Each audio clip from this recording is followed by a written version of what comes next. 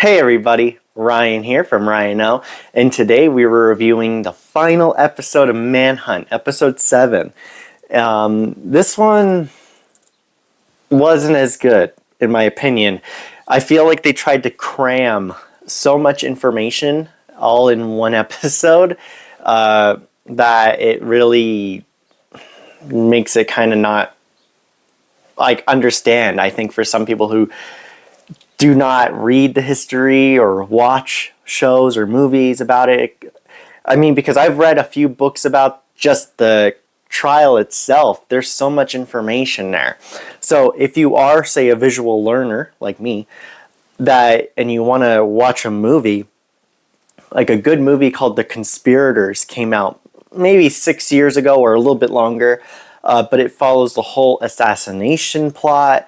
It follows the aftermath of tracking down Booth. Booth dies, and then you go to the conspiracy trial where it was all military court, military tribunal, and what happened to the conspirators. Again, if you watch this episode, I will tell you what happens to them, but I feel that this episode does not do the trial, any of the information, or it does not even let the conspirators speak, which some of them did do historically on a small occasion. But I will go on a little bit later with some of that. So we start off with the episode. One of Lincoln's sons, Willie, or Tad is his nickname, was actually really sick. He had typhoid. And basically that's just drinking unclean water. Now, again, did he get that through another means? No one knows. We just know that he did get it while in Lincoln's term, and he does die, unfortunately. One of the only children of some of the acting presidents to die in the White House. So a little bit of history there, a little trivia.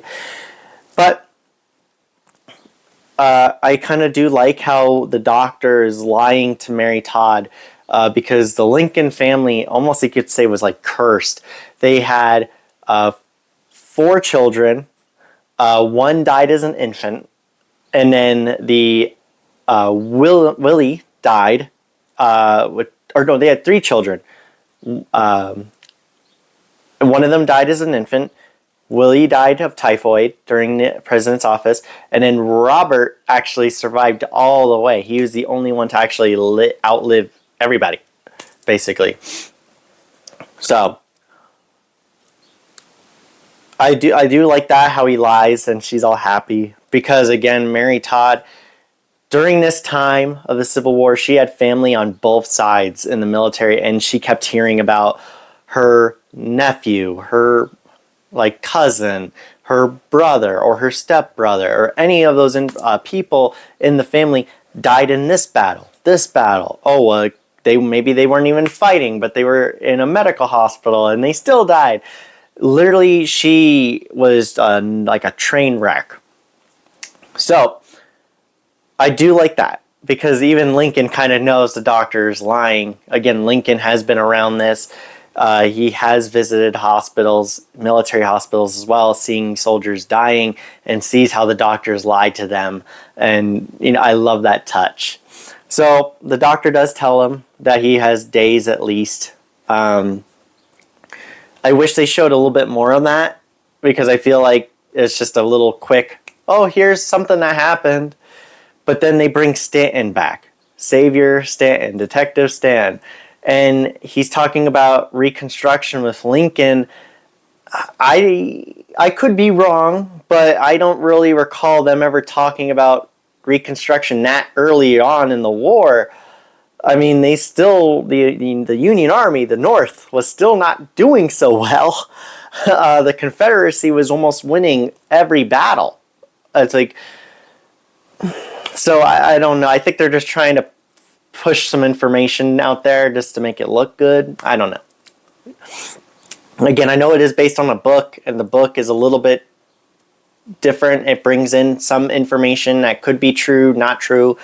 This episode does have some of that stuff that is definitely not true, but supposedly people thought of, which I will describe.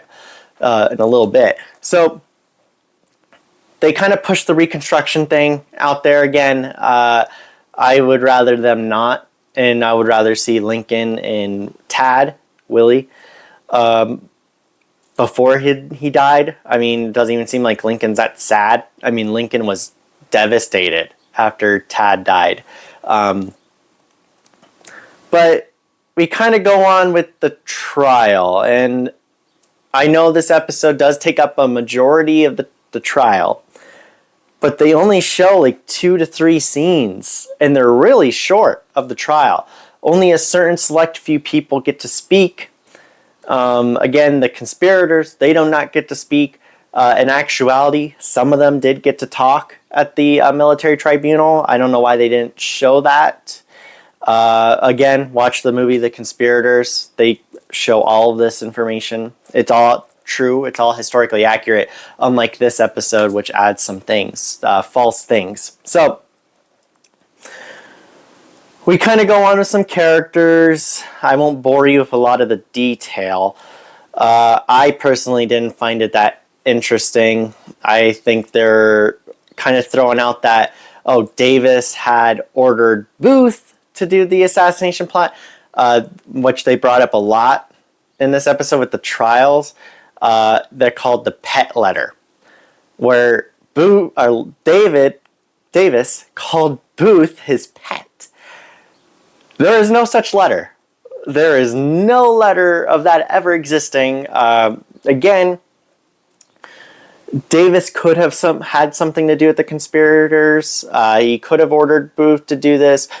I personally, in my personal opinion, from all the stuff I've researched on this historical matter in this time period, I do not think Davis or the Confederacy were involved.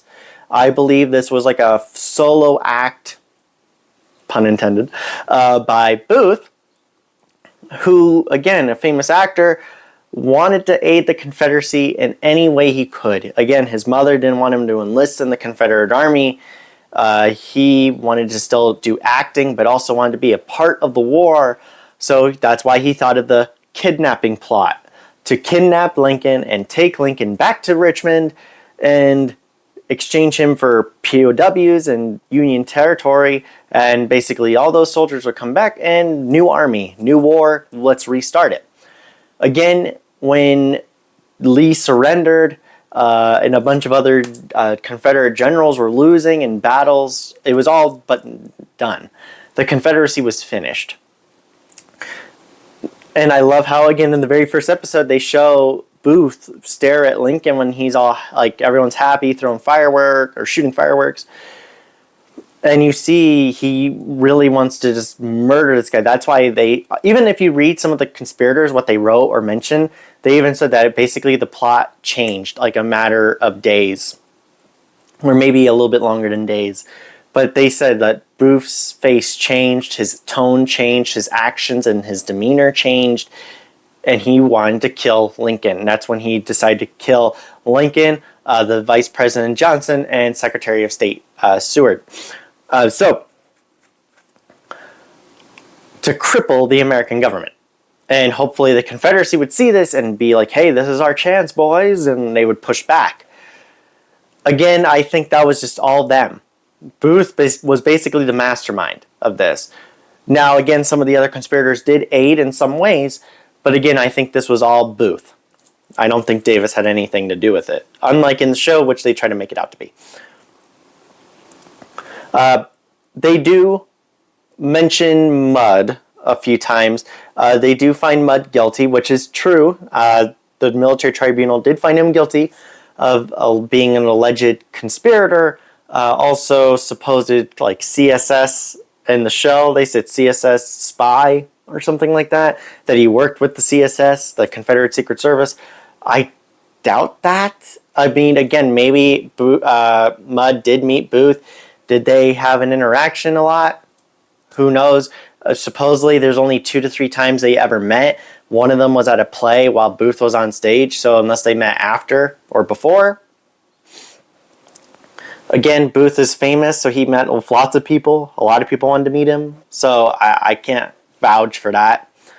But The having the servants talk about him in a negative light, it does kind of go a little bit different than what the actual history says.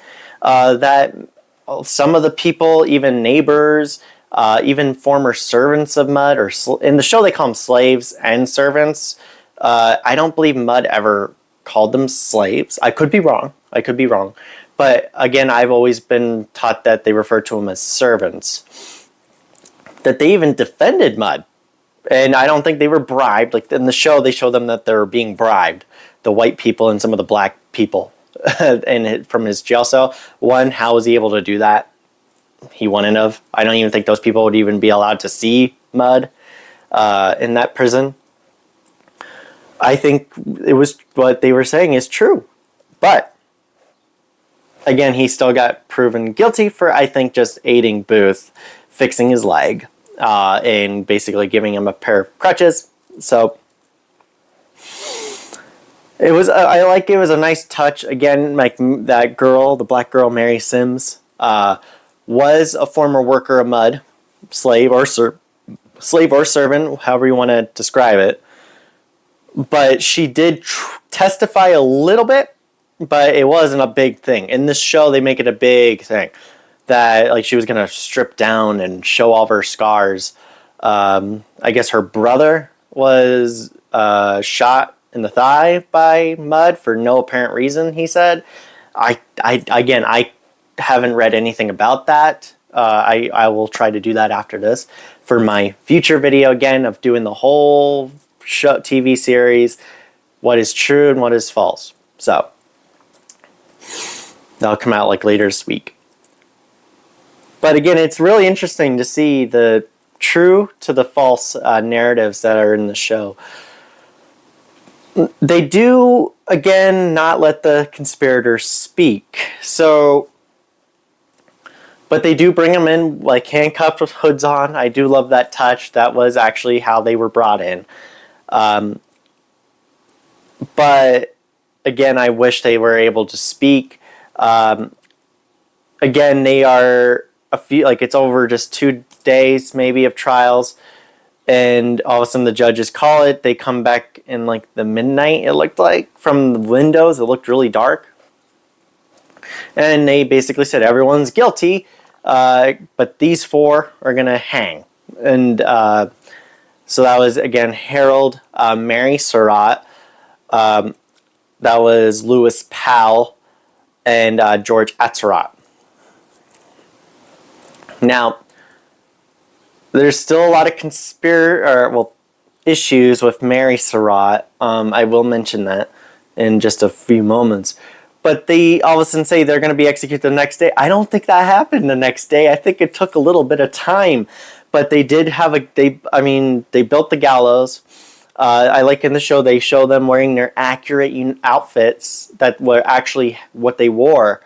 And they put the bags over, but then they don't even show anything else. I really wish they did. Lewis Powell, a.k.a. Lewis Payne, he was like crying, again, he was a soldier, a Confederate soldier, but again, he was crying, supposedly, eyewitnesses said, and he was like either screaming or trying to tell people that Mary Surratt was innocent. She had nothing to do with it. All she did was let us come to her place. There's so much stuff that we were the ones doing, and we're taking the blame for that. It wasn't her. Again, technically, her son had more to do with the kidnapping plot than anything. But the people didn't listen. The American government really didn't listen. And she was, I believe, the very first woman executed by the United States military, Mary Surratt. And they were buried right next to the gallows. And technically, I told you last episode that Booth's body, he was buried at the same jail. In the show, they make it look he was thrown in a river, and then they had all these other random bodies they found. And they were burying them because they thought someone was following them in the middle of the night. I don't know why they did that. That's like a really far-fetched idea. But again, there's eyewitness accounts that Booth was buried at the jail in the courtyard where they buried the other conspirators. It's true. It's proven.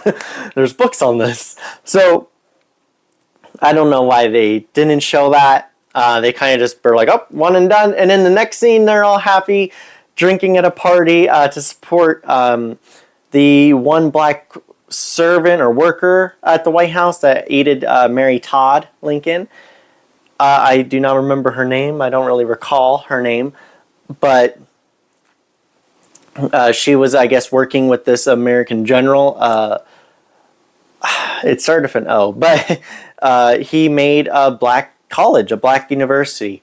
They show Mary Sims is accepted to this in the epilogue. That never happened. I looked it up. Just one little quick thing for you. But then again, here comes Johnson. So President Johnson, I had a feeling he was going to try to shut the party down. Again, he was a slave owner. He did have friends in the Confederacy. Again, he was a Democrat who still supported slavery, even though he was Union.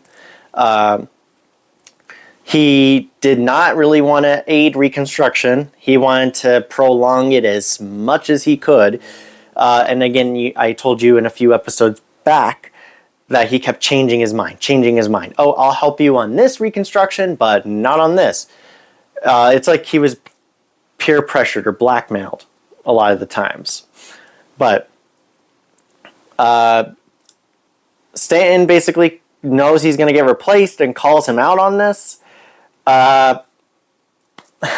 Basically, they said that never really happened. That he was like threatening Johnson with basically ordering Booth to kill Lincoln. I think Stanton in real life just really wanted to get everybody. Again, I told you before, he was prison happy, where he just basically threw everybody in prison that he thought knew anything about the assassination. There are proven accounts, I told you before, that people that had a mustache, just men who had mustaches that kind of resembled Booth, they were thrown in prison and the key thrown away until a period of time until after Booth's death. Or they could prove that that person was not Booth himself. So, I mean, I don't know if Stanton would ever have done that. But I think in the show, they made it proven that, yeah, and I think in real life, he might have. Again, he threw other people in prison for nothing. It's like, so he could have. But he is basically said, hey, you're done now as Secretary of War. Basically, he takes the new guy, the new general, to the War Office and barricades himself in. It says he was barricaded for 3 months. Personally, all the books I've read about the Civil War and the assassination plot, they have never really mentioned anything about that. It's basically only the day of the assassination, that night, the following day, and how basically Stanton took over ordering soldiers, policemen, like detectives, telling everybody who had some authority that he could boss around with the United States Bureau to hunt down Booth. Again, he did not go on this hunt himself, but that's what's kind of going on with this. So I don't really see that if he did barricade himself in there for 3 months, I mean, how would he get food? I mean, I think if Johnson despised Stanton so much, as they say in the show he does, he could just have military guards surrounding the building and inside the building, and if Stanton ever tried to leave to get food, just grab him. I mean, that's all I have to say about that. But they kind of then show the ending. That's it. That's the end. He just walks around in the room. He wires Grant a message I think he said to basically give black freemen, land still. He basically is disobeying the president to give them land. Again, I will look into this. I personally have never read anything about this. But again, I find it hard to believe. Stanton could have done this But I've told you like the 5th time now that he did help with the raising of colored troops or Negro troops, but because of Lincoln wanted them to be in the Union Army to help. But again, Stanton took away $3 a month for their uniforms, their food, their weapons, their gear. No white officer or white soldier was ever, that money was never taken away. They got the regular $13 a month. But the black Negro soldier got only $10 a month. And then, I don't know if this was Stanton himself or just the whole War Department, they wouldn't even let black men be officers. It was just non-commissioned officers. And the 54th found this out, and they kind of went around that and gave a bunch of their soldiers non-commissioned officers. And if you don't know what a non-commissioned officer is, if you ever watched any military movie and you see stripes on a guy's side, like a 1 or a 2 or a few, like a sergeant is a non-commissioned officer. That's basically what it is. A sergeant, a private, a corporal, a technical sergeant, I could go on. The white officers, though I told you before, were they despised slavery and wanted to free black men, and they treated them as equal. So that was a great thing that happened.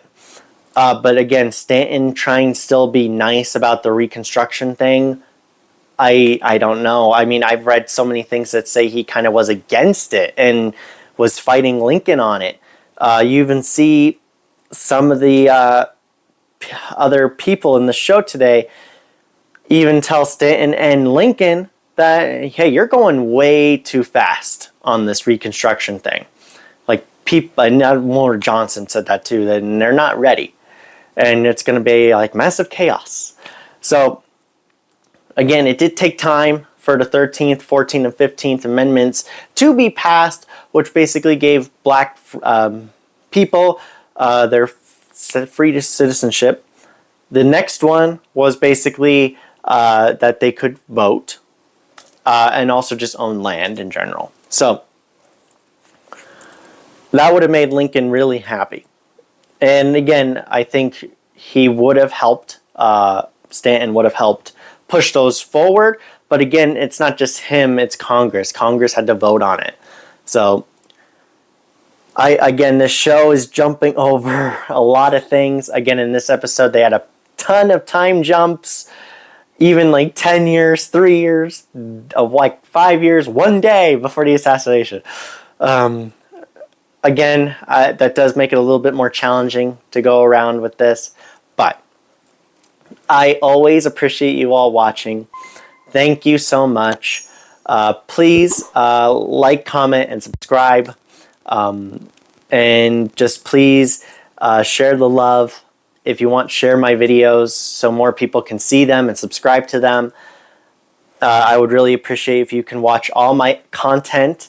I have past videos, present videos, and watch my future videos, which are comedy, movie reviews, historical episodes. I'm doing so many things coming up in the coming days, weeks, and months that I think you're all going to enjoy. So thank you, and I'll see you all in the next one.